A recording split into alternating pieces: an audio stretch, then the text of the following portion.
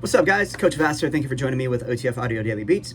As always, if you're new, I appreciate you tuning in, listening to me ramble about these workouts. Information is in the description to support me. If you find value in them, of course. If you don't, please give me some feedback. Let me know why. I have come back to my younger, freshly shaven self. Try to trim it, and clippers were a little too short, so I had to blank slate it. Anyways, Saturday, February 15th, this is a workout that we'll do one time and one time only. We're gonna see strength on the treads, power on the rowers, strength on the weight floor. As always, kind of break down the key concepts with the 2G, talk about the 3G, and get you on out of here. So with the key concepts today, on the treads, we're gonna see 5 blocks.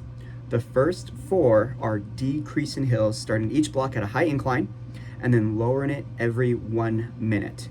Each block gets shorter with lower starting inclines. Block 5, you finish with your best all out of the day. Rower, every time you hit the rower, it's 2 100-meter all-out rows where you're looking for high average watts. And on the floor, 2 blocks. Block 1 focuses on working one side at a time. Block 2 targets your core. You do need benches out, so be aware of that. Make sure they are set up for you. Now, as we look at the treadmills, 5 blocks.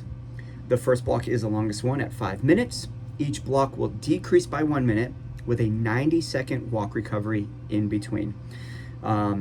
Starting off with a 5-minute tread at 5% incline. And every minute they're gonna decrease incline by 1%. And the goal here is to choose your speed and either maintain it for those entire block or increase it as the incline decreases. So block 1, you got 5 minutes. Block 2 is 4 minutes at 4%. 3 is 3 minutes at 3%. 2 minutes at 2%. And then the 5th block is just a 1 minute all out, 90-second walk recovery, and then a 30-second all out. So opportunity to truly hit their best all out of the day by the end. Now, as far as setup goes with this one, with block 1 being the longest one, 5-minute tread at 5% incline, my personal recommendation is have the joggers and runners probably start at around their base to maybe 0.5 above at that 5% incline. Between the incline and that small amount of that speed increase, it should feel uncomfortable at the start. And then as they go through it, if they can maintain their speed and drop the incline, the difficulty will kind of level out and gradually get easier by that last minute or so. Of course, if they drop the incline by 1, opportunity to add around 0.2 to their speed to keep the effort relatively the same the entire way through. As they go into the next block, 4 minutes at 4% incline, maybe they start at that same and make bigger jumps. Maybe they start higher and make the same jumps or maintain, okay? Now, for the power walkers, they are trying to increase their speed as the incline goes down. So yes, they will drop their incline, start at a 7% incline for block 1, and then at the first minute, they'll go down to 6. At minute 2, they're at 5, 4, and then 3% incline. And then they'll be done. So they're pretty much at the top end of the base incline during that final minute. So an opportunity to be at a pretty quick walk speed since they're gonna bump up their speed by 0.4 or so by the end, at the very least, if they do choose to increase it. Other than that, when it comes to the bikes and striders, they recommend starting at 5 gears above base and then either maintain or increase watts as you decrease gear by 1 every minute. So let's start at 5, 4, 3, 2, 1, and then the next block starts at 4, 3, 2, 1, so on and so forth. Yeah, fun, exciting, opportunity for a lot of incline work because, of course, Everest is coming up the following week. Now, when we look at the rate for rower stuff going on here, block 1, you have an 18.5-minute block. We're gonna see 2 back-to-backs and then a 2-round rep rack and rest on the rower. So for the weight floor stuff specifically, we're gonna see single arm chest press. You're gonna do 8 on the left, 8 on the right, and then a single arm, single leg deadlift. 8 on the left, 8 on the right. Then they'll rest. Then they're gonna go into a split stance, single arm low row. Hand is on the bench, and then they have that split stance for with the hand for support, 8 on each side, and then goblet transverse full step up. So this is the one where they're gonna start facing the same direction as the bench, so they're not turned towards it. They're gonna, if you have the benches lined up with the mirror, they're gonna be facing the mirror.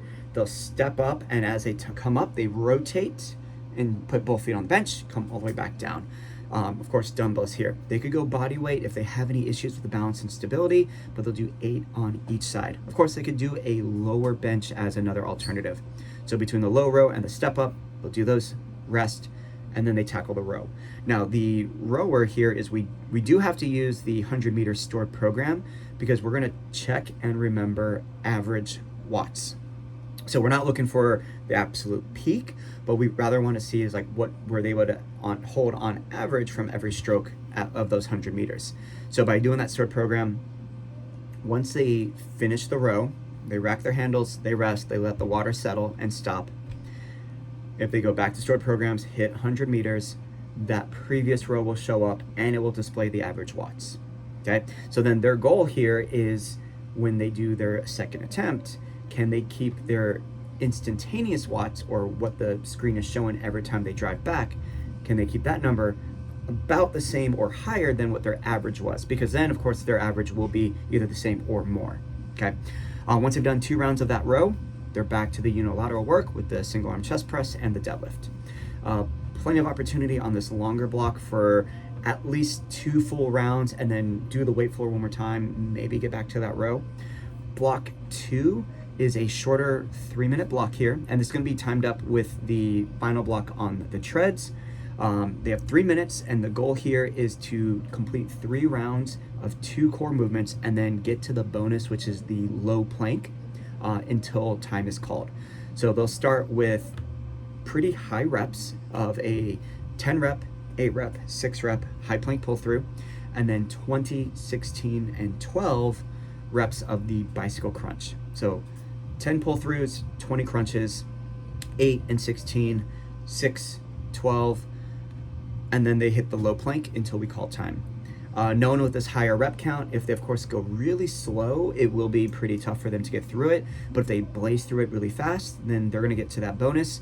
But the problem though is with the bicycle crunch, slower is actually preferably better for more of that rotational engagement of the obliques.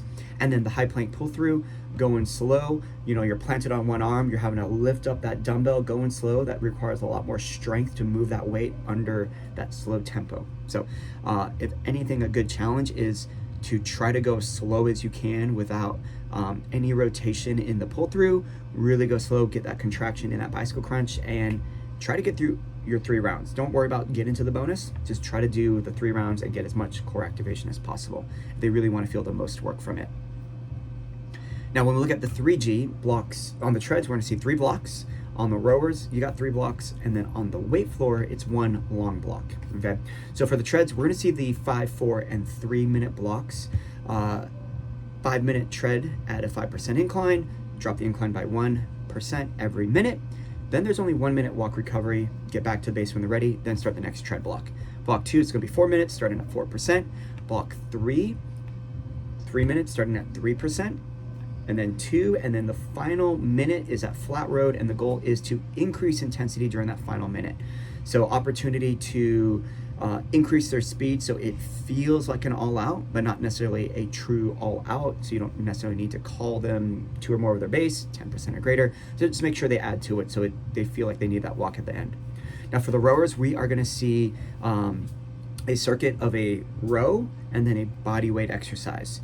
With the longer block of 5 minutes, you'll see 200-meter all-out row paired up with the lunge jack, 6 on each side. Block 2, 150-meter all-out row with the in and out hops, so like what your legs are doing when you're doing a jumping jack. And then the third block, it's 100-meter all-out, and then the 12-foot exchange. Now, foot exchange, that's where 1 foot's forward, 1 foot's back, you jump and switch, so forth and so forth. The bodyweight movements are 12 reps total for all 3. So the lunge jack is 6 per side. In and out hops, every time you hop is 1, you got 12. And then the foot exchange, every switch is 1, 12 there. Same thing as the 2G, your goal is to match or beat your average watts each round. They should probably get at least 2 attempts within the block, if not 3. So just be aware of that. And then on the weight floor, we're gonna see the unilateral work from the first block. So you have the single arm chest press, single arm, single leg deadlift, rest, and then low row and the transfer step up, rest, and then repeat. Their finisher is to keep working and increase intensity for that final minute. So either go heavier, slow it down, continue to rep it out for that one movement to get that true muscular burnout, so forth, so on. All right, but that's it. Nice and simple for this Saturday workout. Once again, a lot of incline work, prepare people for Everest that they'll see the following week. But it's a good way to also get them to get some mileage on the treads with these, treads for distances as they pick their speed. Any feedback, let me know. Otherwise, you guys got this. Coach it down.